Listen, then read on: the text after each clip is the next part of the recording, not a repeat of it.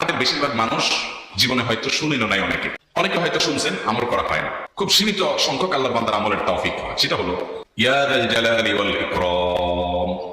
এটা একটা জিকির, আল্লাহ তাআলাকে ডাকা, আহ্বান করা, এটাই জিকির।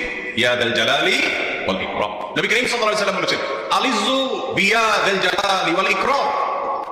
তোমরা ইয়া যাল জালালি ওয়াল ইকরাম এটাকে আঁকড়ে ধরো, এটাকে নিয়মিত করো, বেশি বেশি করে বলতে থাকো এটাকে সব সময় এটাকে মুদাওয়ামাতের সাথে কন্টিনিউয়াসলি এটা বলতে থাকো, ইয়া যাল জালালি ওয়াল ইকরাম। অনেক উলামায়ে কেরাম, মুহাদ্দিসিনে কেরাম ইয়া যাল জালালি ওয়াল ইকরাম কেন নবীজি এত বেশি বলতে বলেছেন, এটার মাধ্যমে আমাদের লাভটা কি এর ব্যাখ্যা করতে গিয়ে বলেছেন, ইয়া যাল জালাল মানে হলো হে মহান মহান বড়ত্বের অধিকারী, হে জালালের অধিকারী, হে জালাল, ওয়াল ইকরাম হে দানশীল। তাহলে প্রথম বাক্যে আল্লাহর বড়ত্বের কথা স্বীকৃতি দিয়ে প্রশংসা করা হয়, আর দ্বিতীয় বাক্যে হে দানশীল বলে আল্লাহ তাআলার কাছ থেকে চাওয়া হয় যে আপনি যেহেতু দানশীল এবং আপনি যদি মহান, অতএব আপনি আমাকে দান করেন।